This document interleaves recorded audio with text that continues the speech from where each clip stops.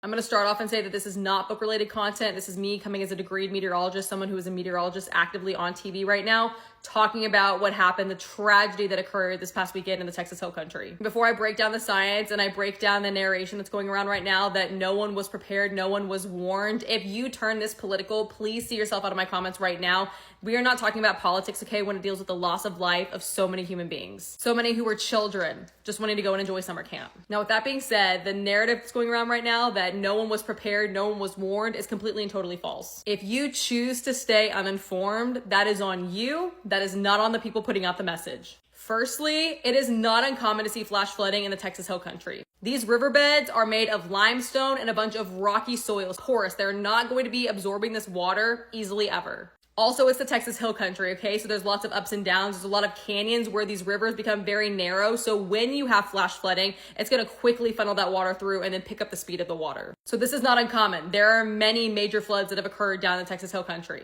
2002, 1998, 1978, okay? There are so many different events of major flooding that have happened down in these areas like Kerrville and along the Guadalupe River because it's prone to flooding. With that being said, the meteorologist didn't warn anybody narrative has to go away, especially from Texas officials going around and pointing the finger and saying that this is because of the Doge cuts.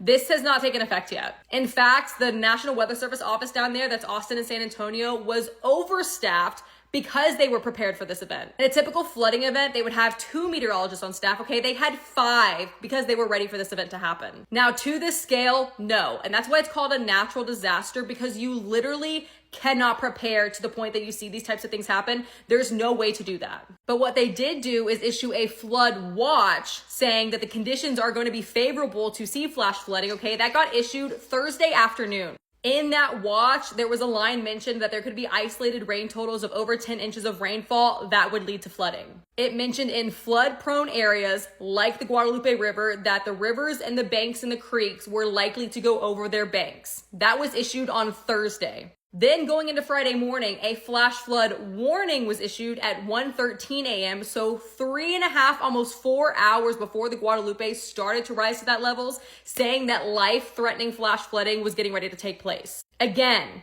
3 to 4 hours in advance before the Guadalupe even reached its peak, these flash flood warnings were already coming out for Kerr County, for these areas that had the flooding. Now, I know it was the middle of the night, okay? In these areas, there is no cell service.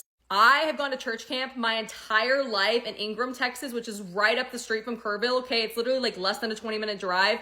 I have been there, again, my whole life, and I know there's no cell service. I have also been at camp when the river has flooded before, so that's how I know these areas should be prepared for these types of situations. One thing I think has to change is any type of camp, whether it's along a river, it's in Oklahoma, okay, it's in the mountains.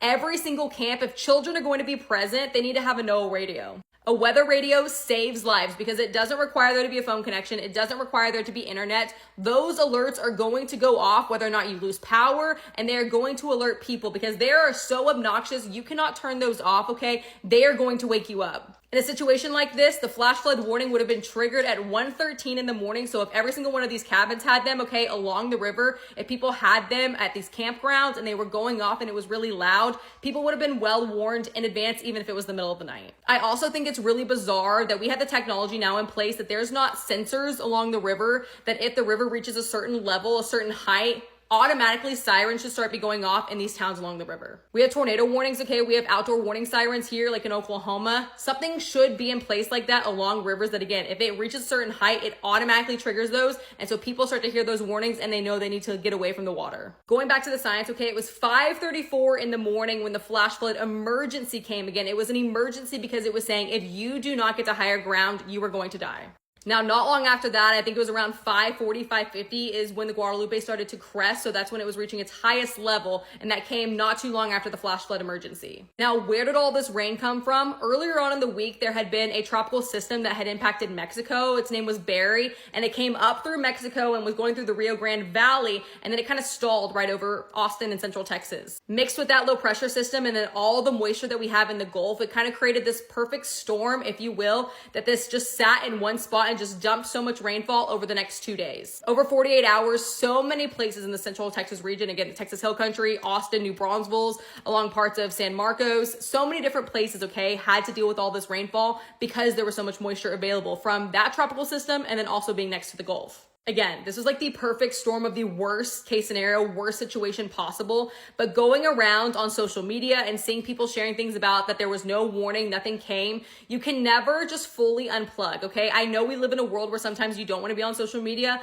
but you truly should never be so fully unplugged that you are not aware of your surroundings around you. And after a situation like this occurs, we should not be pointing the fingers and saying, you're to blame, you're to blame, you're to blame. We should all collectively just be praying for the families of those who still have missing people, the ones who have lost their children or lost loved ones, those who found their family safe, okay? They have to still deal with the guilt of knowing that they have their loved one that's safe and knowing what could have been. And please think about the meteorologists that are down there that did their job, from the National Weather Service, okay, all the way to the local TV meteorologists who were talking about this from Wednesday morning, Thursday night. They all did their jobs. And they are going to live with the guilt of this still, of what could I have done differently? What could I have communicated a little bit better to make people listen to this? Everyone wants to say you want to cry wolf, okay? Even here in Oklahoma, as a meteorologist, we deal with this with tornado warnings that people are like, oh, it's never going to happen to me. And we issue tornado warnings and people don't listen because they don't think it's going to happen to them. Unfortunately, that looks like it's what happened here, okay? People heard that there could be flooding, but they thought it was a case of crying wolf because they have flooding so often there that they never thought it would happen at this level. It doesn't usually, okay? I want to reference that. Like, this is one of those things that, again, it was perfect storm, everything coming together to be the worst situation possible. But before you point the finger, before you start being a Twitter warrior or you're all over Facebook or something and making this political, again, if you try to make this political,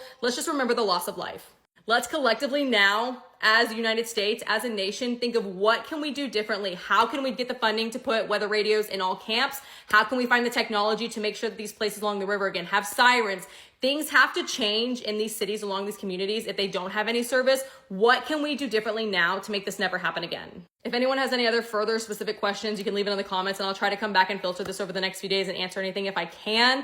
But I just ask that you guys pray for the Texas Hill Country, pray for, again, all the meteorologists down there who are having to deal with this guilt, with all the first responders that have been having to deal with this, that have been working night and day, trying to find these people still, that all the people that are missing, they're trying to give peace to their loved ones, at least know that the bodies have been found, that they're not just going to be missing forever. This is a tragedy, and that's what it needs to remain first and foremost, is people talking about being a tragedy, not trying to turn it political.